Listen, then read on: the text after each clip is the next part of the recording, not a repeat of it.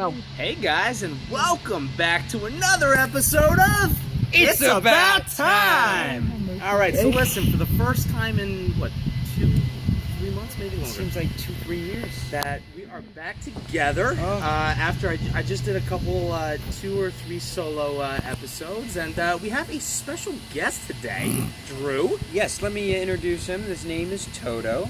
He is a rescue puppy. And today is National Rescue Puppy Day.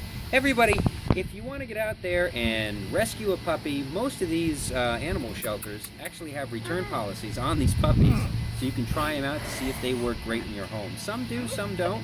And this is just an example of a rescue puppy that has been tried. And but please, there are a lot of good dogs and cats who do need homes out there. So we wanted to send this little information as well to anybody who's thinking about, rescuing a dog or a cat. To please do so, because you never know, they could become part of your family. Jared? We are advocates of doing nice things.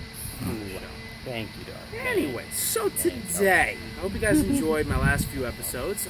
Today, what we're going to focus on is a topic I thought about. I think it's going to be of use to you guys. By the way, I do want to make a correction with my last video. The Bulgari Octimo, Tourbillon, automatic, whatever it is. Listen, it is actually being released. I just read it today. $118,000, and it's 3.95 millimeters thick, thinnest watch in the world. Limited to 99 pieces, and they're going to do one in like a special material.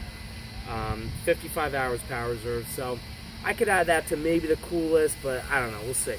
Anyway, so what we're talking about today is Quartz versus like an automatic / mechanical. When you see most Quartz watches, they're not very complicated, meaning, they don't have moon phases on them usually. They don't have like large chronographs or, anything like big to that. I mean, Quartz watches do have perpetual calendars, but the Quartz watches are not as complicated as the automatic and manuals. Why is that? So, you guys have to remember with Quartz watches, I'm going to have like Drew go into like a little bit more of the mechanical, automatic, if that's okay with you. Yeah. Now, before Jared even gets into that, what's on the wrist? Wait a minute, what's on the wrist? Oh my god, I'm sorry, I almost forgot. I just get so excited. Guys, it's Gucci today. Can't say whatever. You guys have seen this so many times in so many episodes, but we got to pay some special attention to this watch because that's like. This is actually Jared's favorite of mine that I own. It reminds me of my Oris. It does. Stuff, beautiful. So. It's the Elise Nardine San Marco. And it's been a while since I've showed it to you guys. But 38 millimeter. You gotta love the sub-dial with it with the big date. And and by the way, it was like, 89 degrees here today? Oh, give or take. That's why we're outside. 15. And we ain't gonna see this weather, God knows, for another probably 2 months the way this spring is going.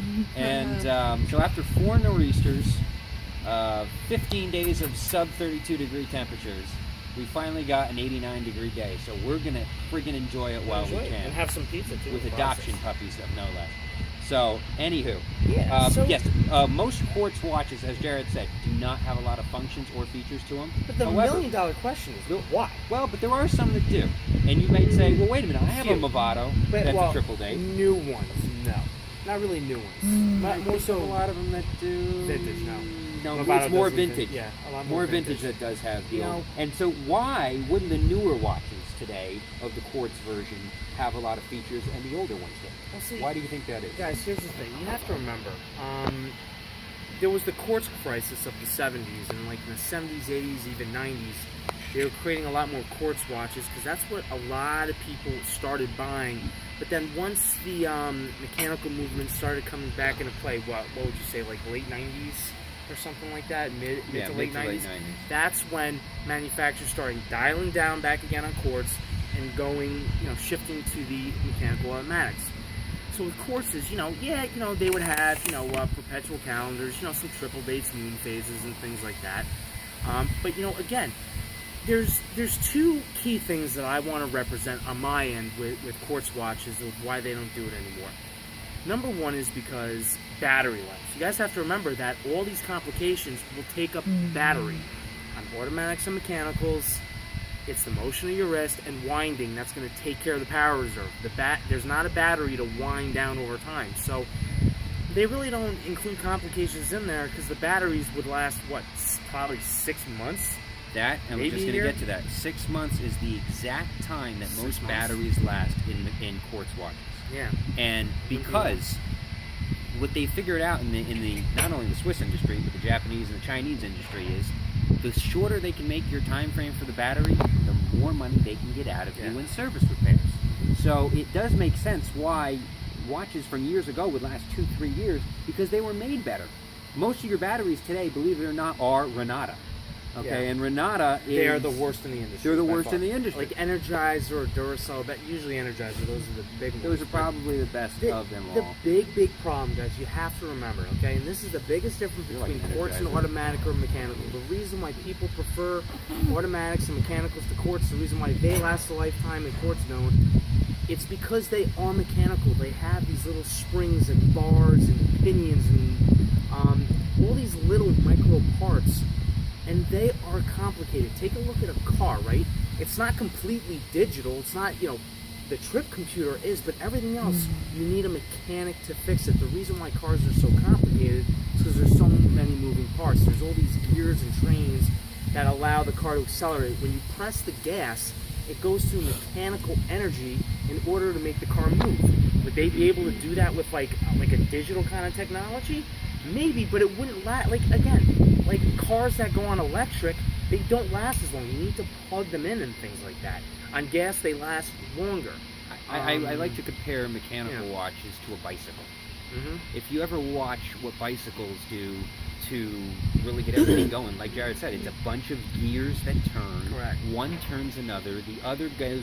It's one part that goes to Quartz the other. watches don't have that. Quartz watches aren't bicycles. It's just a coil. It's a battery. Quartz watches are like a pulse motor coil. scooter. Okay, if you want to talk to in terms of vehicles, quartz watches are a motor scooter. You turn it on and it runs. Okay, whereas mechanical watches are like a bicycle, a finely tuned bicycle. And not only that, but mechanicals and automatics, very rarely, maybe on 1 or 2 occasions in my entire life, they don't die really. I mean, they may need servicing. They may go way crazy with time, but they never die. Have you ever seen a bike die? Nope. Either bikes don't die. I mean, they break a little bit. Yeah, they servicing need or something. Absolutely. But motor scooters die. After a certain point, they're going to have to either get replaced or fixed in a different way, like a quartz watch would. But I also think that one of the things that watch manufacturers really don't produce quartz watches with complicated movements because I feel like the parts aren't made for that anymore. They don't include the parts in the watches anymore. They're just not supplied anymore. Exactly, and that's where Jared's getting, which is very true. Yeah. Everything in these days, everybody's trying to simplify, especially when it comes Less to is the more. watch. Exactly. Less is more. Less is more is the key word with the watch industry because if there's less parts that they need, okay, there's more opportunity for them. Because they don't want to have, if they could only have 50 parts instead of 300 parts, they would. Because it's less to stock, less inventory, less overhead, less everything. Because then all they got to do is ship the 50 parts to their manufacturers and their retailers and stuff like that. And it's less, it's a longer time that they could have those parts. Instead of having 300, they can only have for 3 years. They'll have the 50 parts for 10 years. Because it fits more of their models, it fits more of their movements. I just think a lot less people started buying those complicated quartz movements and they cared more about the quality of the mechanicals and the automatics and a lot of like the Rolexes, Omega Speedmasters, they started catching fire, and then that's when as much as the quartz revolution went like this in the 70s, once those watches really started getting big again with collectors, the quartz complications just went like this. And you also saw that there's no need for quartz complications when your phone does everything for you too. Absolutely. So if you take that into the account, most people have to do everything or they live on or their phone. a smartwatch, whatever it is. Whatever. Absolutely. Okay, so you really don't need moon phases when you can just touch an app and the app tells you where the moon phase is for quartz watches. However, in the mechanical industry, it's a little bit different because it's like, oh God, the automatic watch world is looked upon as fine art. Okay, when you're making something by hand, it never goes out of style because it's more looked as a museum piece. Quartz, you don't get that. When you're dealing with quartz, it's not looked upon. It's a $200 watch. Yeah. Okay, when you're looking at Well, most of our friends will be people talk to. Yeah, when They you're don't want looking to at- spend like more than no. $150 But on a watch. but anybody who would look at a Patek Philippe, which we were at the exhibit last year, at any would awe over that piece that turned around with That's 108. disgusting. It was disgusting. Disgusting. And everybody would say the same thing, whether you knew something about a watch or not. You would say, "Oh my God, that's disgusting. That is a work of art."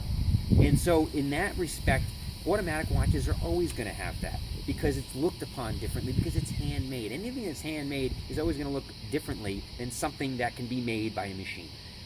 Drew, I hate to cut you off with this. I think we did a really good job with this episode, but you know we have an issue right now. We do. We got a poker game to catch. Oh, we do. All right.